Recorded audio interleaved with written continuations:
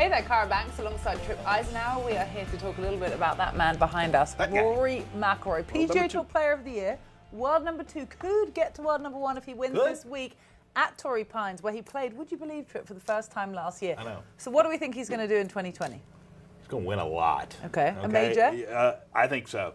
I think Augusta. I know I pick him every year for the career Grand Slam. Yeah. I do. Yeah.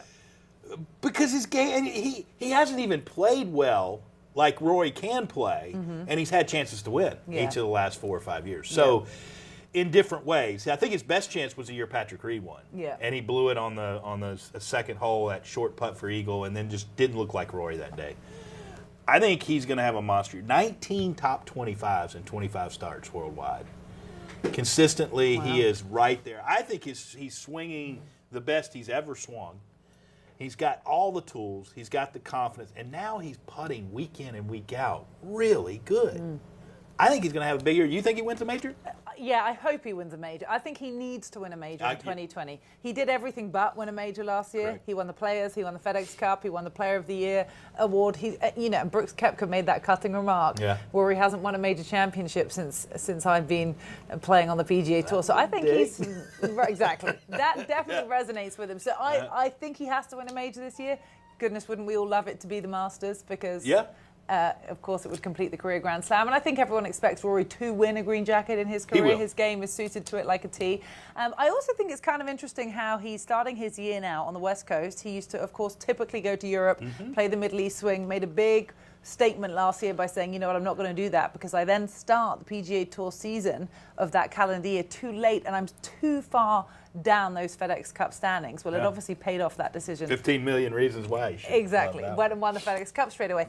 It's interesting how well he played in this event last year. Top 5. Never played it before. No. What do you think about Torrey Pines suits him? Well, everything. It's a big golf course. The North Course is the key.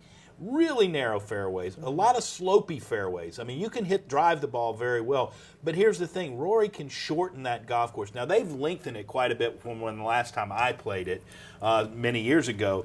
It's a more difficult golf course, but you still got to get that one. If you look at the winners, typically they shoot something around 66, 65, 7 in that range on that golf course.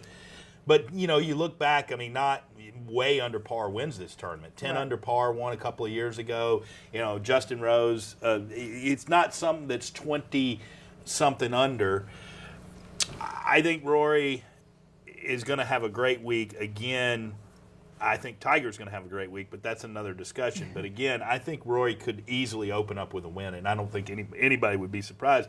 He's already got a win so far this season on the PGA Tour. Came in the fall at the WGC event. Well, that's a really good point because he won that and came third in the Zozo Championship, and those have been his 2 PGA Tour events so far this season. So that trend, top 5, top 10 kind of trend that we saw happen last year is kind of continuing maybe. And again, the big thing for me is the difference in his putting from an analyst standpoint. He used to look kind of wooden. He used to look kind of choppy with his putting. He's done wonderful work with Brad Faxon. Brad is really great at getting. I worked a lot with Dr. Rotella. Brad was taught me a couple of putting drills when I was on tour. Just a great guy, but Brad knows Rotella stuff in and out.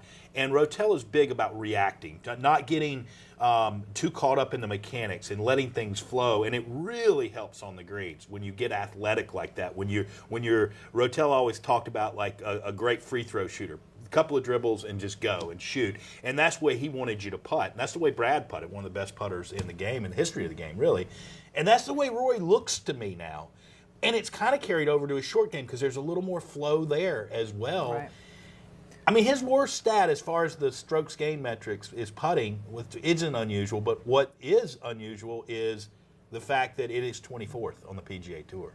It's the wedges. I'm glad you brought up the short game because I'll never forget walking around the Open at Carnoustie with him a couple of years ago, and he was hitting it better than anyone off the tee. He had it on a piece of string. It was long, it was straight, it was perfect. But the problem is he couldn't dial in the wedges like everyone else around him. It's almost like he'd be better laying back a bit and taking a bigger club in, but I don't know if that's a part of his game he's focused on, because it seemed as though that was the weakest. Yeah, but you can't take that advantage away. I mean, he's got that power, he's got that fastball, throw that fastball. So does he need to do a DJ and get out the track and figure out and that's what he's been doing. Okay. I mean, he's been working on that aspect of his game, but again, I think the reason why he wasn't as proficient with those as he is now is the flow aspect.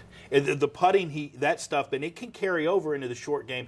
And it was funny, Brad told the story of one of the first times he worked with Rory. He said, Rory, what do you think about with your driver? And he goes, nothing.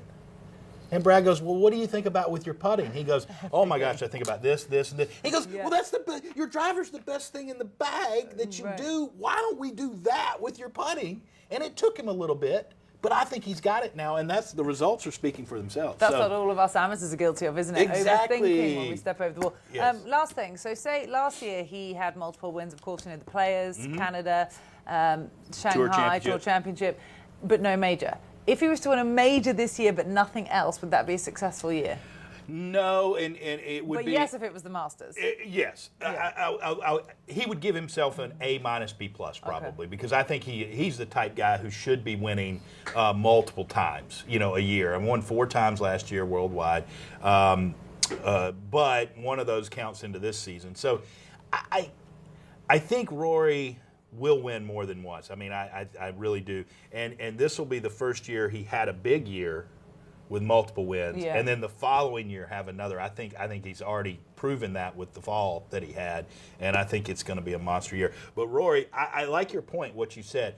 I think he does need to win a major with his age, and where you are in the career trajectory to get to 10, which I think he'll get to 10 majors, which is an elite company. I mean, double-digit majors.